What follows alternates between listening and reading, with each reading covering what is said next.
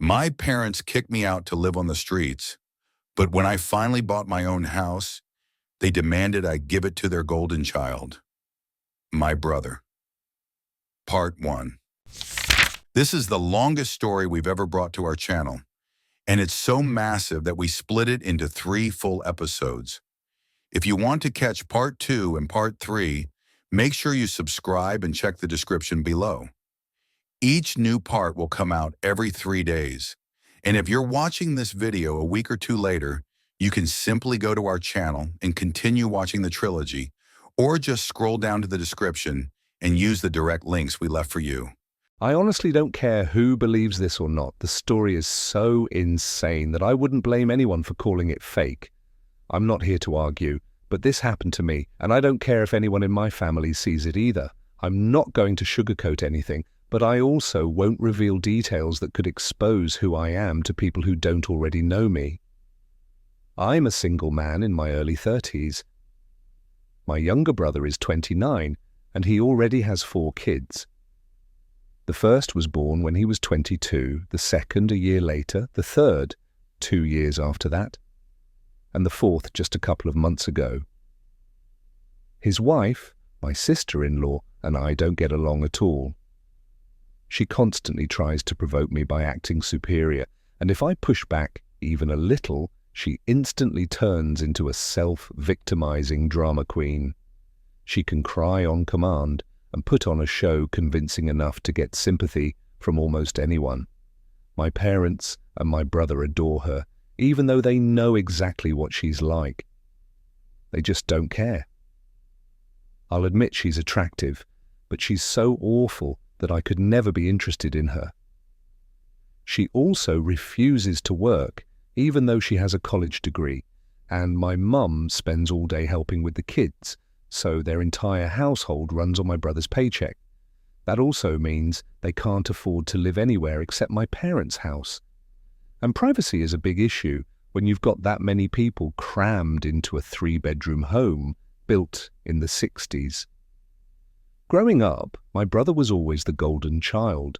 We're 3 years apart, but he developed a superiority complex because whenever I tried to stand up for myself, I got punished badly.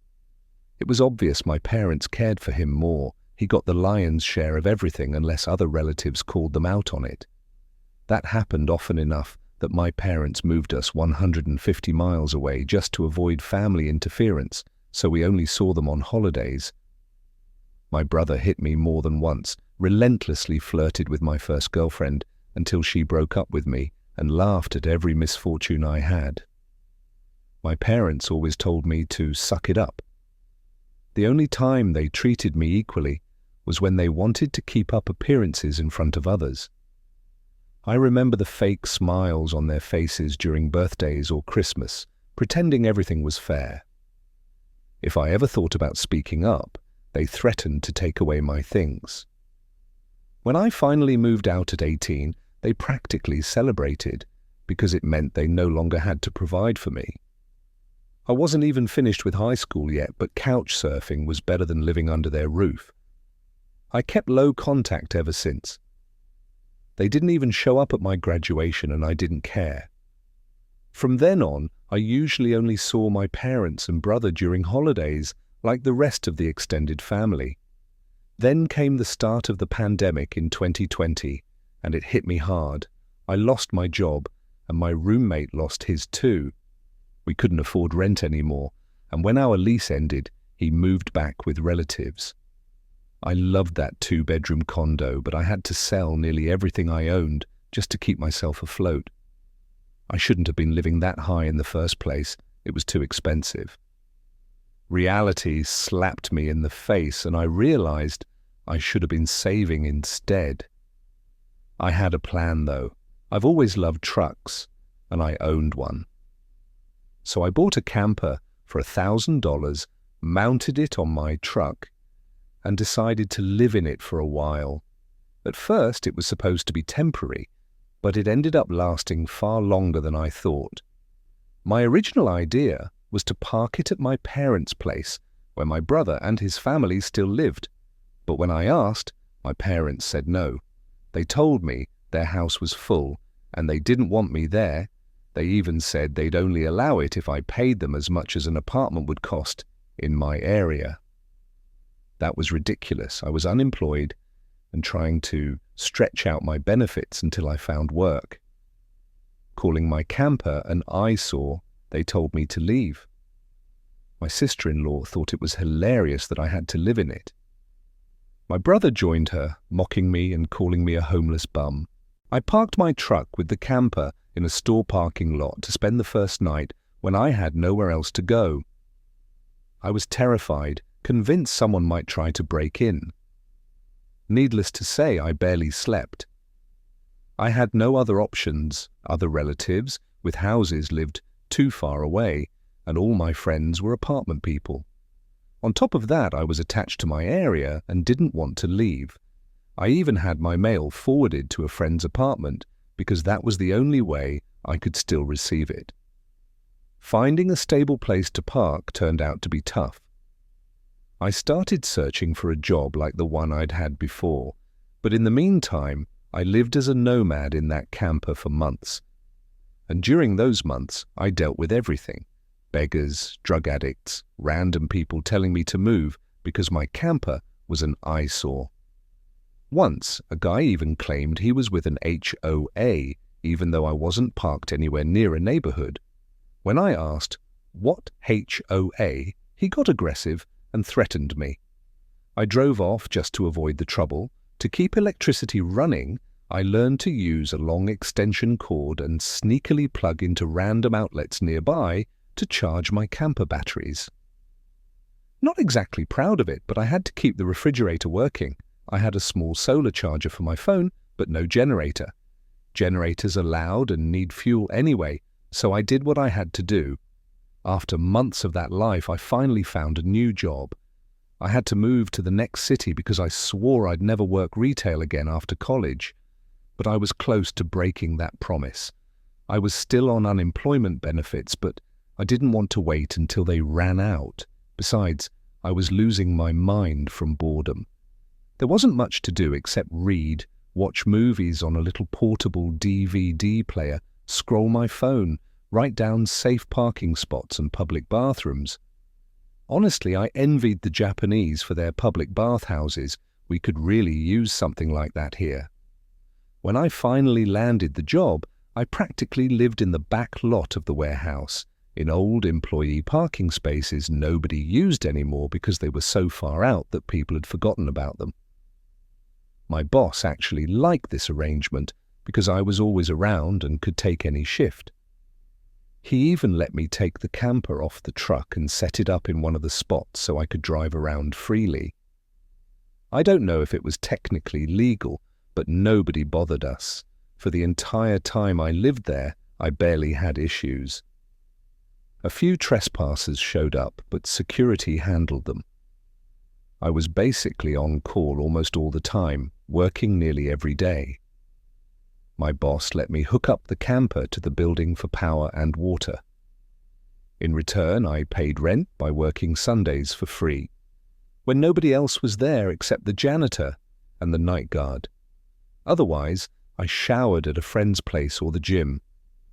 The camper didn't have a shower, only a portable toilet I hated using. It's a disgusting chore to empty it. With the warehouse key, I could use the bathroom there any time. I even became friends with the night guard, who's now one of my closest friends. Winters were easy with a small electric heater, but summers were brutal. I eventually bought a used portable AC just to survive the heat. I worked a ton of overtime and learned new skills from co-workers. By mid-year, I landed a promotion to supervisor and was making better money than I had at my last job. That's when I decided I wanted a house. Losing the condo had scared me into realizing I needed something stable for the long term. I started looking, and just 2 miles from work, I found a 3-bedroom manufactured home with a small yard. I even got it for $10,000 less than the asking price. I used nearly all my savings for the down payment and got approved for the loan. Finally, I didn't have to live in a camper anymore. There was even enough room in the back to park my truck with the camper, so I set it up there as its own little building, just in case I ever needed it again. When I finally got the house in order, I stupidly bragged about it on Facebook. My family saw the post, and that's when all hell broke loose. A couple of weeks later, my parents, my brother, and his family showed up unannounced to see the place. I hadn't even given them my address. To this day, I don't know how they found it. None of my friends fessed up, and none of my relatives had visited me before. Maybe they'd followed me home from work. Wouldn't surprise me. As soon as I cracked the door, they practically pushed their way in like noisy tourists and immediately started acting like it was their house. They poked around every room. My sister-in-law kept flashing me this nasty little smirk. Only later did I figure out why, and that made me madder than a bull stung by a hornet. My parents kept saying I had too much space for a guy with no wife or kids, like that was some kind of crime. My brother kept saying the house had more room than our parents' place and it was closer to his job. Red flags everywhere. Eventually, my brother pulled me aside. Everyone else filed out onto the porch. That's when it clicked. This was planned. My brother, let's call him Dan, said the house was too much for me and I should let him move in with his family. His wife was pregnant with baby number 4, he said, and my house would be better for them. He pointed out I already had the camper, so I could just live outside while they took the main house. Notice he never once mentioned paying rent. He has a good job, by the way. Then he started talking about new rules, curfews, not being allowed to just walk in whenever I wanted, things like that. If anyone else had said it, I'd have thought they were insane. But Dan's been losing it for years. Our parents always treated him like the center of the world. I tried to speak, but he talked over me like I had no say. There was no way I was giving my house to him or to that awful woman. I'd seen these take advantage stories online, but never thought I'd be living one. My parents, my brother and his wife, fit the textbook definition of entitled narcissists. I pulled out my phone and started recording. Dan didn't even notice. He just kept gesturing, acting like it was a done deal, then reached to shake my hand to seal it.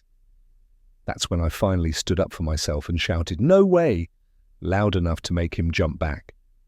I rarely raised my voice at him. I'd been punished for that as a kid, but this was my house, not theirs. I told him flat out, my house is not for grabs. I bought it for myself. It's not my fault he keeps having kids and can't afford to move out. Dan stepped in close and said I didn't deserve the house, that he needed a better place for his family. I laughed in his face and said that was nonsense. I worked for that house, I earned it. He started yelling that I had no wife or kids and therefore didn't need all that space, so I might as well hand it over. I told him he wasn't getting anything. He hadn't even offered to pay rent. If he moved in, I'd still be paying the mortgage alone and wouldn't even be able to live in my own home. Then Dan said he shouldn't have to pay because family comes first, and our parents said I was going to do it, like their word was law. I snapped, as if their word is the law, and told him they had no right to give my house away. Right on cue, my parents and my sister-in-law barged back in and surrounded me, trying to force me to agree. It turned into a screaming match. I heard, "Do it for Dan," so many times I lost count. I told them they had no say in my life or my house and to get out before I called the cops. My sister-in-law screamed the loudest about being pregnant and how I couldn't do this to her. I told her I'd done nothing to her. She just assumed she could take and take from me because I'd always let it happen. I told her she wasn't entitled to my home. I called her a stuck-up bitch who never respected me. I said I didn't care how many kids she had. She would not be living in my house. She lost it and attacked me. She hit me in the face and tried to keep going, but Dan dragged her off, kicking and screaming. She was shrieking, that she would scratch my eyes out. The whole thing was recorded on my phone. I held it up and warned I'd call the police if they didn't leave. My parents told Dan it was time to go, and my mother told me I had a week to come to my senses. I told her I wouldn't and not to come back. I warned her that I had the recording and would press assault charges if she tried anything. She screamed, sobbed, and ran off with her face in her hands. My mother was the last out the door. And as she left, she said again that I should do it for Dan. I told her I wouldn't. TLDR. My parents raised my brother as the golden child while I fought to make my own way. I lost housing, lived in a camper, then saved up and bought a house. Now my parents and brother want me out so their favorite can live there. And I can go back to the camper. I kicked them all out. So, that's the end of part 1. You can watch the next part by following the link in the description or simply wait. It will be released here on the channel within the next 3 days. What do you think about this story so far? Make sure to share your opinion in the comments. Don't forget to subscribe, save this video, and hit the notification bell so you won't miss the continuation. See you in part 2.